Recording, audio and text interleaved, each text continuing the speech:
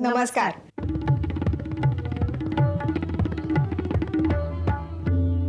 Fashion हे परिमाण आज निव्वळ कपडे किंवा पेहराव या क्षेत्रापर्यंत मर्यादित राहिलेलं नाहीये, तर पर्सेस, ॲक्सेसरीज आणि फुटवेअर म्हणजेच पादत्राणं इथपर्यंतही पोचलंय. एकंदरीतच जगण्याची स्टाईल म्हणजे फॅशन असं म्हटलं जातं. एखादी व्यक्ती कोणत्या ब्रँडची उत्पादनं वापरते यावरून ती व्यक्ती आउट ऑफ फॅशन आहे की नाही हे ठरवलं जातं. कपड्यांप्रमाणेच पादत्राणांच्या दुनियेतही दर महिन्याला नवनवी क्रांती होत असते. म्हणूनच दर महिन्याला नवनवी जोड विकत घेणाऱ्या वल्लीही कदाचित आपल्याला ठाऊक असतीलच. विविध फॅशन शोजना आपण आजपर्यंत अनेक वेळा भेट दिलेली आहे, पण पवईच्या भव्य दिव्य अशा लॉफ्ट या शोरूममध्ये एक अनोखा असा फुटवेअर फॅशन शो पार पडला. निव्वळ फुटवेअरसाठी प्रसिद्ध असलेल्या या लॉफ्टमध्ये विविध नामांकित ब्रँडचे फुटवेअर तुम्हाला पाहायला मिळतील. हे चपलांसाठीचं सुपर स्टोअर तुम्हाला हवी ती निवड करायची संधी देतं.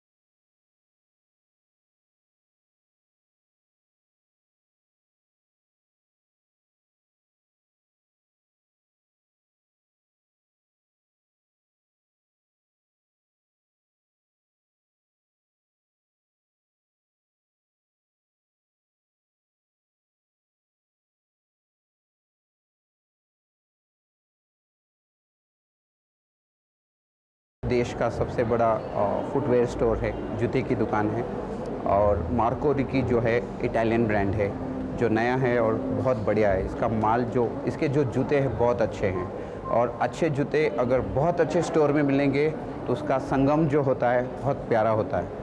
और लॉफ्ट जो है आज जैसे मैंने कहा कि हिंदुस्तान में सबसे बड़ा स्टोर है और ये बहुत अच्छा ब्रांड है, तो इन दोनों का जो मिलन है बहुत सही है. और ये पहली बार है जब कोई फुटवेयर ब्रांड का फैशन शो हो रहा है और वो भी जूते की दुकान के अंदर हो रहा है. आम तौर पे फैशन शोज़ होटल्स में होते हैं या कहीं पे होते हैं. क्योंकि ये भारत का सबसे बड़ा स्टोर है, हमने सोचा कि क्यों ना हम लोग इसको स्टोर के अंदर ही लॉन्च करें, क्योंकि हमारे पास इतना बड़ा स्टोर है. मार्को रिकी एक श्रेष्ठ ब्रांड है, तो दोनों श्रेष्ठताओं का संगम जो है हम लॉफ्ट में करना चाहते हैं. और ऐसे ही हम अनेक और ब्रांडों से भी बात कर रहे हैं और जिन्होंने बताया है कि वो लॉफ्ट के साथ ही लॉन्च करना चाहते हैं. अभी बहुत सारे इंटरनेशनल ब्रांड्स आने वाले हैं इस देश में और उन सारों का भी ज़्यादातर करके लॉन्च जो होगा लॉफ्ट के अंदर ही होगा. और इससे कस्टमर्स को जो है, हमारे जो ग्राहक है, उनको सबसे पहला और सबसे बेहतरीन माल जैसे आज तक मिलता आया है वैसे ही मिलता रहेगा.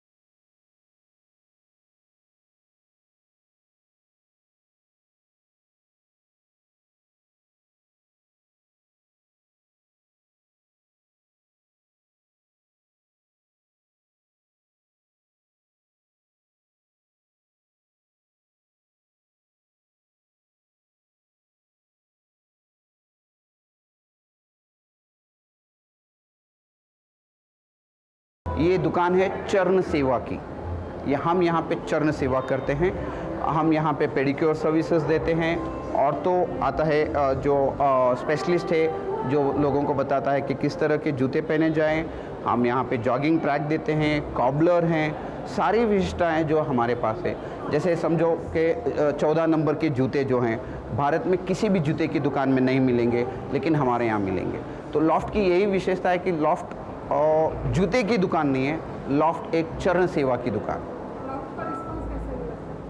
बहुत अच्छा मिला, लोगों ने बहुत सराहा है, बहुत लोगों ने प्रशंसा की है और हमको बहुत बढ़ावा दिया है। और इसी बढ़ावे को देखते हुए हम बहुत जल्द लॉफ्ट को और अन्य शहरों में भी ले जाएंगे। पत्रकार आणि छान चवदारमुळे प्रसिद्ध झालेल्या नीता खांडेकर आणि त्यांच्यासारख्याच विचारांच्या इतर मैत्रिणी एकत्र आल्या आणि त्या सगळ्यांनी मिळून स्त्री शक्ती ही संघटना सुरू केली।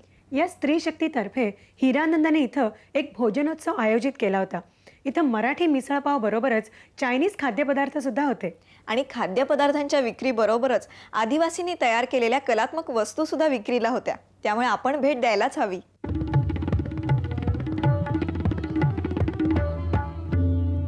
8 मार्च जागतिक महिला दिवस। सर्व स्तरातल्या महिलांमध्ये असणाऱ्या आदिशक्तीला प्रणाम करण्याचा हा दिवस। या दिवशी अनेक संघटनांतर्फे खास महिलांसाठी म्हणूनच अनेक कार्यक्रम आयोजित करण्यात येतात। स्त्री शक्तीच्या माध्यमातून स्वयंरोजगाराची प्रेरणा हे ध्येय जपणाऱ्या ठाणे इथल्या स्त्री शक्ती संघटनेतर्फे देखील महिला दिनाचं औचित्य साधून एक आगळा असा भोजनोत्सव साजरा करण्यात आला। स्त्री शक्ती ही महिलांसाठी चालवलेली संस्था शहरी, ग्रामीण आणि अगदी आदिवासी पाड्यातल्या महिलांसाठी सुद्धा महत्त्वाचं कार्य करते। आमची स्त्री शक्ती ही महिलांचीच संस्था आहे।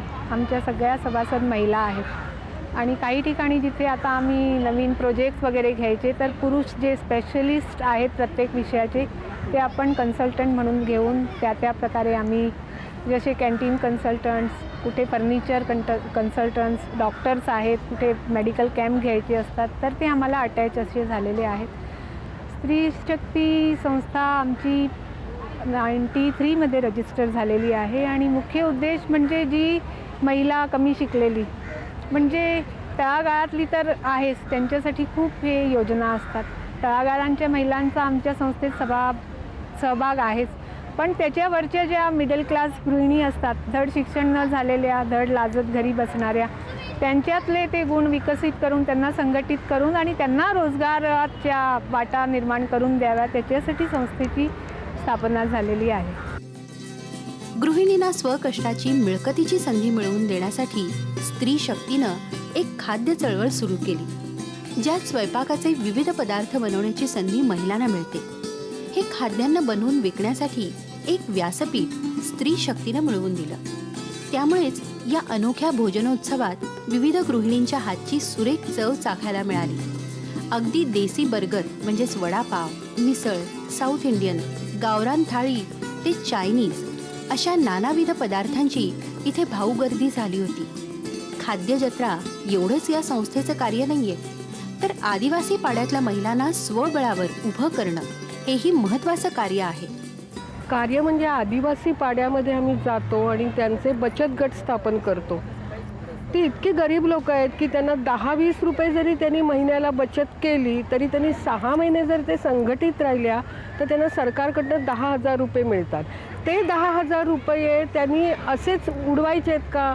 तर नाही, तर त्या 10,000 रुपयात त्या पाड्यातनं आम्ही फिरून सर्वे केला की त्यांना काय लागतं, कारण आठवड्याच्या बाजाराचा जेव्हा आम्ही सर्वे केला तेव्हा असं लक्षात आलं की दुसराच कुणीतरी येऊन त्यांचे पैसे घेऊन जात आहेत। त्यांच्या गरजा भागवण्यासाठी जी प्रॉडक्ट आहेत ती बाहेरून कुणीतरी आणतोय आणि त्याची विक्री होते।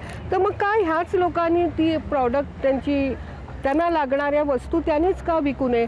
मग आम्ही त्यांना सांगतो तुम्हाला काय हवं आहे की तुमच्या गरजा काय आहेत, डाळ हवी आहे का, कपडे हवे आहेत का, काय हवे ते तुमच्यातल्याच एकाने ते होलसेलमध्ये खरेदी करायचं आणि आठवड्याच्या बाजारात विकायचं। आणि एकतर त्यांना शिक्षण नसल्यामुळे बचतीचं काय आहे ते उद्दिष्ट काय हे पहिल्यांदा त्यांना समजावून सांगावं लागतं।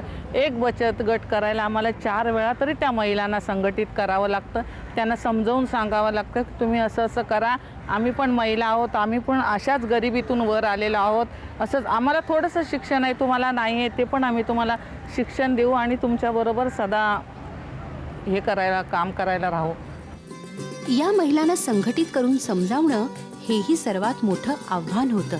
संस्थेनं हे आव्हान स्वीकारताना या महिलांना विविधांगी प्रशिक्षण दिलं. मोती बनवणं, हस्तकला अशा निरनिराळ्या कलांमध्ये त्यांना पारंगत करून त्यांच्या वस्तूंना बाजारपेठ मिळवून देण्याचं कार्य संस्थेतर्फे करण्यात येतं. आम्हाला असं वाटतं की अगदी खूप खेड्यापाड्यात जाऊन अगदी सगळ्या महिलांना उत्तेजित करून त्यांना अगदी रोजगार उपलब्ध करून द्यावेत आणि अगदी इथे जे मार्केट आहे ते अगदी त्यांच्या घरापर्यंत मार्केट पोचवावं असं आम्हाला वाटतं. की म्हणजे अगदी मार्केटिंग म्हणजे काय नुसतं बाजारात जाऊनच खरेदी करून हे करायला हवं असं नाही. जर बचत गट वगैरे असे जे संघटित एकत्र झाल्या महिला तर त्या 10-15 जणीसुद्धा म्हणजे आपल्या गावापुरता किंवा वाडीपुरता बाजार उपलब्ध करून देऊ शकतात.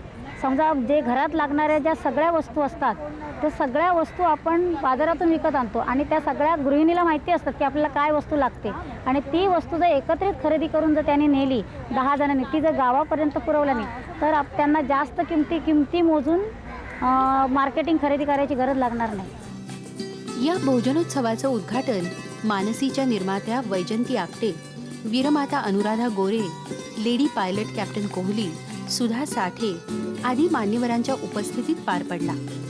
महत्वाची गोष्ट म्हणजे आदिवासी पाड्यातल्या बचत गटाच्या अध्यक्षा चांगुणा बेलकर याही व्यासपीठावर स्थानापन्न होत्या.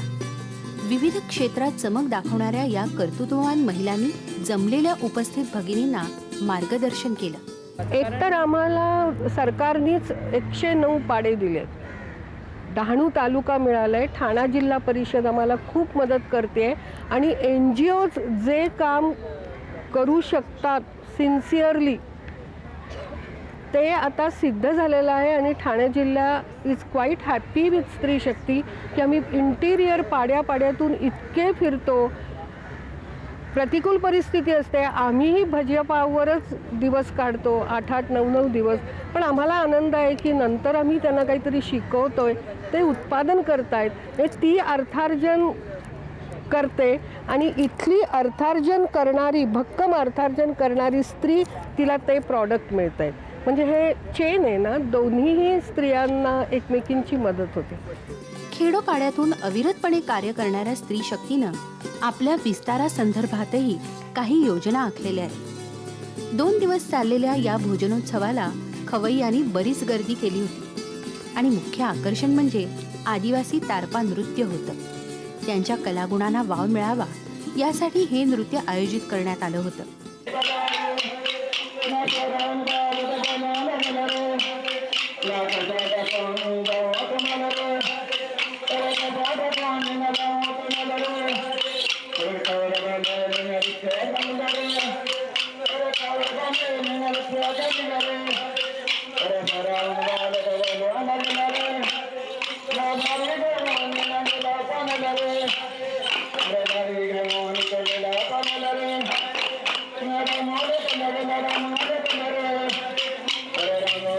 समाजाच्या एका अविभाज्य घटकाला स्वबळावर उभं करण्यासाठी चाललेली या मैत्रिणींची धडपड निश्चितच अत्यंत स्तुत्य आहे.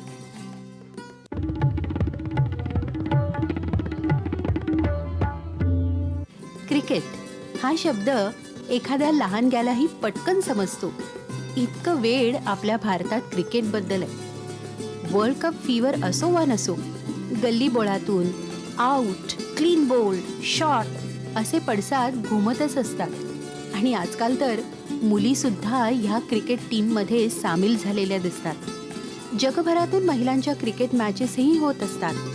क्रिकेटवरचं आपलं प्रेम दर्शवण्यासाठी क्रिकेट रसिक नाना योजना आखतात.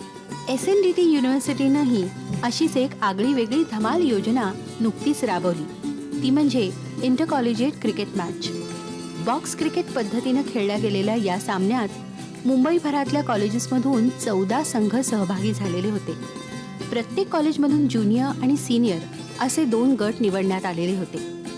क्वचितच गल्ली क्रिकेट खेळलेल्या या मुली अतिशय अप्रतिम खेळी खेळून आपलं क्रिकेट विषयीचं ज्ञान प्रदर्शित करत असताना दिसल्या.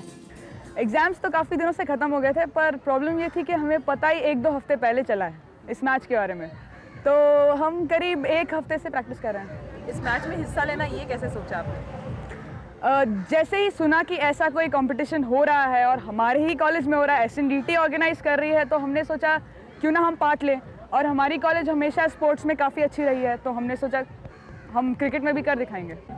युनिव्हर्सिटीच्या वगैरे टीम्स आहेत बाकीच्या, आमच्या युनिव्हर्सिटीची टीम नाही आहे सध्या तरी, तर त्या दृष्टीने आम्ही प्रयत्न करणार आहोत की आमच्या कॉलेजकडून काही मुली घेऊन, शिवाय इतर युनिव्हर्सिटीच्या कॉलेजच्या मुली घेऊन आम्ही SNDT युनिव्हर्सिटीची क्रिकेटची टीम तयार करणार आहोत।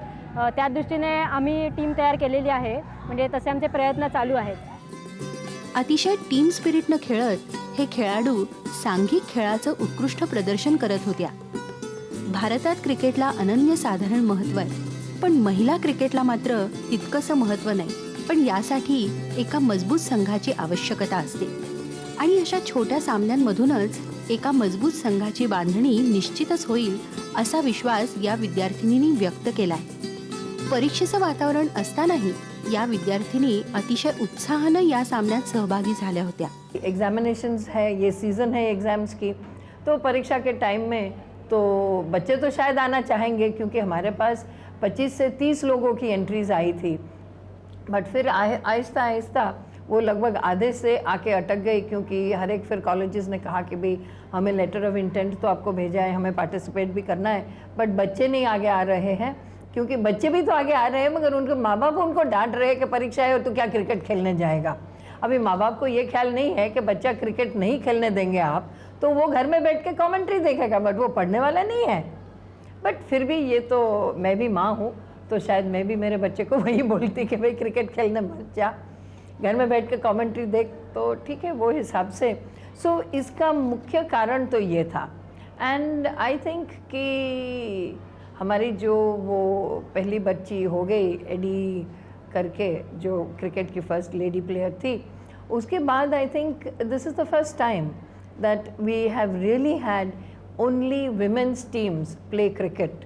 और इतनी सारी इंटर कॉलेजेस में से, यानी हमारी SNDT की कॉलेजेस की टीम सीनियर जूनियर तो पार्ट ले रही है, बट दूसरी यूनिवर्सिटी के यानी, और ये रिस्ट्रिक्टेड ओनली टू बॉम्बे है, यानी बॉम्बे यूनिवर्सिटी के कॉलेजेस भी लेडीज़ टीम उनकी हमारे साथ शामिल है। तो मेरे हिसाब से ये एक टीम बिल्डिंग का टाइम है। आपल्या जीवनात अभ्यासासोबतच खेळाचंही अतिशय महत्त्व आहे, हे SNDTनं अशा तऱ्हेनं पटवून दिलंय। 6 ओव्हर्सचा सामना असला तरी 100हून अधिक धावा काढण्याचा विक्रमही काही संघांनी केलाय। निव्वळ 1 महिना सराव करून या सामन्यात धमाल करणाऱ्या या विद्यार्थिनींनी आपला सराव उत्तम असल्याचं सिद्ध केलंय। आज का स्पेशल फीचर तो ये है कि हम सबसे पहले विमेंस यूनिवर्सिटी है जिसने ये ऐसे बारे में सोचा भी है और एक्टिवेट करके दिखाया है। एंड बेसिकली इट इज़, जैसे आपने कहा कि प्रमोशन, हमें प्रमोटर्स मिल गए, इवेंट मैनेजमेंट वाले लोग मिल गए, नहीं तो इतना खर्चा शायद एकदम पहली बार एक्सपेरिमेंटल लेवल पे यूनिवर्सिटी ना कर पाती। तो वो स्पॉन्सरशिप्स भी मिल गए। और ये सादी सीधी मैच है, it is under arm bowling, 6 over की मैच है और 8 असाइड टीम्स हैं। तो ये हिसाब से मैच, और फिर भी गेंद भी फ़िलहाल तो टेनिस का ही है, बट मेरे हिसाब से क्या पता अगले साल हमें योग्य ट्रेनिंग लेके अगर हम आगे बढ़े तो we will be able to put the board together. आजचा मानसीचा सल्ला, फोनवर संभाषण करत असताना ह्या काही गोष्टी लक्षात ठेवा। फोनवर बोलत असताना आपण जरी एकमेकांना दिसत नसलो तरी आपल्या आवाजावरून किंवा आपल्या बोलण्यावरून आपली प्रतिमा समोरच्या व्यक्तीला दिसत असते, ही गोष्ट लक्षात ठेवा। फोनवर बोलताना नेहमी आनंदी आणि उत्साही असण्याचा प्रयत्न करा। आवाजात कंटाळा नको। संभाषण करत असताना इतर गोष्टींचा किंवा कामाचा ताण समोरच्या व्यक्तीला जाणवायला नको। फोनवर बोलताना काही वाचणं किंवा काही खाणं पिणं किंवा समोरच्याशी बोलणं टाळा। यामुळे तुमचं संभाषणामध्ये लक्ष नाहीये हे पलीकडच्या व्यक्तीच्या लगेच ध्यानात येतं।